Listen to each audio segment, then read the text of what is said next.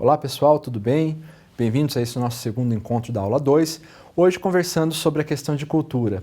Temos nesse encontro a tentar um pouco aprimorar aquilo que nós já discutimos em encontros anteriores, que é a ideia de que não dá para falar apenas de progresso, de culturas diferentes. Na verdade, o termo cultura ele é um termo extremamente complexo para se tratar dentro da área das ciências sociais, porque ele possui vários significados dentro das ciências sociais, assim como vários significados dentro do senso comum também, de como esse conceito ele é estruturado. Só para vocês terem uma ideia, o termo cultura, num primeiro momento, ele pode ser traduzido como colere, do latim, que vai significar cultivar algo, né? Ou pode vir do cultur, alemão.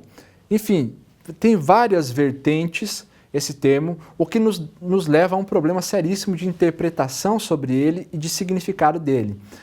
É interessante nós pensarmos na questão da cultura porque, sobretudo, a cultura é o meio sobre o qual nós navegamos, sobre o qual nós temos que estar nos relacionando, e pensarmos criticamente nesse elemento é muito importante. Gostaria de ir ao quadro com vocês. Nós temos ali um primeiro conceito, né? Eu coloco ali a cultura como um conceito complexo, em que eu digo o seguinte: o sentido mais comum que o termo possui, que o termo cultura possui em nossa sociedade, é de que o homem que tem cultura é um homem culto, é aquele que cultiva, no sentido de desenvolver, praticar, cultuar, a inteligência, as artes e o conhecimento presente nos livros. Então vejam que esse é um termo muito comum quando nós conseguimos afirmar, por exemplo, fulano é culto, Beltrano é culto, ou seja, qual é a base que nós temos para afirmar que alguém é culto ou não é culto? Nós dizemos isso quando vemos alguém que adquiriu conhecimento presente nos livros, na música, na arte de uma maneira geral, e alguém consegue desenvolver bem uma fala e, enfim, se comunicar bem, não? Nesse sentido, nós falamos que alguém é culto, mas esse termo ele é um termo muito do senso comum que não nos ajuda muito. Aliás, esse termo de tentar classificar alguém como mais ou menos culto e classificar os povos como mais ou menos culto também, né? Existem algumas expressões muito chulas que dizem tal povinho sem cultura, ou o povo tal tem mais cultura que a gente. Quando nós classificamos dessa forma, esse termo cultura ele serve para uma outra coisa. Ele serve para um tipo de dominação, que eu gostaria de ir ao quadro para mostrar isso para vocês. Então, quando nós definimos a cultura como sendo alguém que cultiva algo, esse termo então vai servir para, ao longo do tempo, distinguir homens cultos, aqueles educados intelectual e artisticamente, dos incultos, e também para comparar e classificar as civilizações diferentes entre mais ou menos civilizadas. Perceba que esse sentido de mais ou menos civilizadas, para nós, talvez, nesse dado momento, não tenha uma grande importância, mas pensa que num determinado momento histórico, essa classificação foi extremamente importante até para conseguir estabelecer uma justificativa para a dominação de um povo sobre o outro.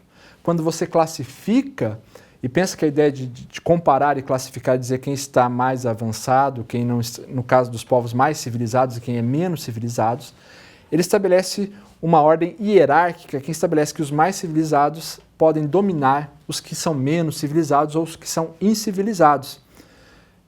E isso se tornou até uma questão de estudo. Dentro da antropologia você tem uma área de estudo chamada de evolucionismo cultural, em que eles vão se perguntar, vão fazer uma pergunta até justificável, não?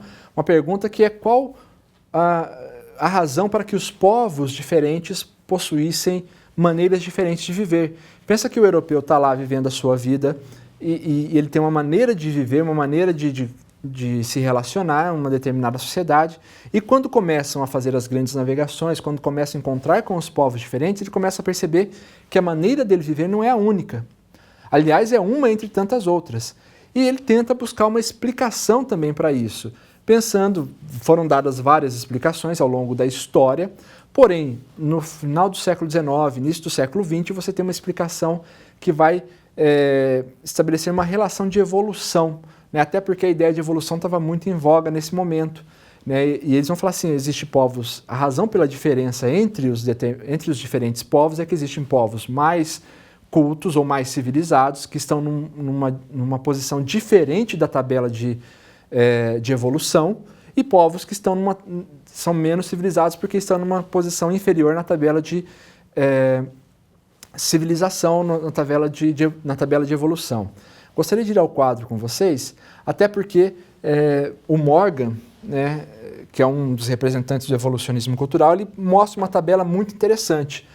Então ele vai dizer que a razão pela qual existem culturas diferentes, povos que vivem de maneiras diferentes, se dá em virtude da diferenciação por graus de civilização. Então ele coloca algumas fases. Primeira, a fase da origem, que é a ideia de que todos os povos surgiram da mesma origem, ou seja, o aparecimento do homem se dá exatamente no mesmo momento para todo mundo, né, que é quando aparece o Homo sapiens.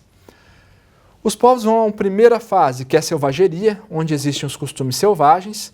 Nessa fase da selvageria, os grupos se reduzem apenas à família. Há um predomínio do pastoreio e uma grande dependência em relação ao meio físico. Se pudermos ir ao quadro seguinte para continuar a tabela. A segunda fase que existe é o barbarismo, em que há os costumes bárbaros, e que é uma transição que há até atingir um grau onde se inicia uma certa estruturação da sociedade, dos fatos, das coisas, né? E existe um progressivo domínio do meio físico. E uma última fase, que seria da civilização, dos costumes civilizados, onde os fatos já estão estruturados hierarquicamente. É uma fase em que há um grande aproveitamento da natureza, sobretudo mediante a ciência, e há uma independência do meio físico dentro desse relativismo, ou seja, uma independência relativa do meio físico. O que isso quer dizer? Que para esses primeiros historiadores, para esses pesquisadores, para o Morgan propriamente dito que faz essa tabela, acontece que alguns povos eles não cumpriram todas as etapas da evolução e, portanto, eles ficaram em estágios mais atrasados dentro da evolução. Então, tem povos que ainda estão lá na selvageria, que dependem muito do meio físico, que são praticamente que vivem do pastoreio, que vivem da coleta. Outros povos evoluíram um pouco mais, estão lá na barbárie, que já têm algumas estruturas dadas, e outros povos, como o europeu, que eles atingiram um estágio civilizado, né? E nesse estágio civilizado você consegue então ter uma historicidade, você consegue pensar a respeito do mundo que o cerca, é essa a ideia dos fatos estruturados.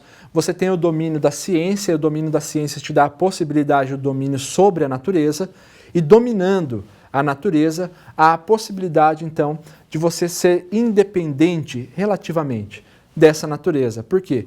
Porque você controla a natureza, né? Não é o homem que se adapta ao meio, mas o homem faz com que o meio em que ele vive se adapte. É claro que essa forma de pensar ela foi importante durante um determinado período, no entanto, ela também teve algumas críticas, que é o que nós veremos então no próximo encontro. Até lá!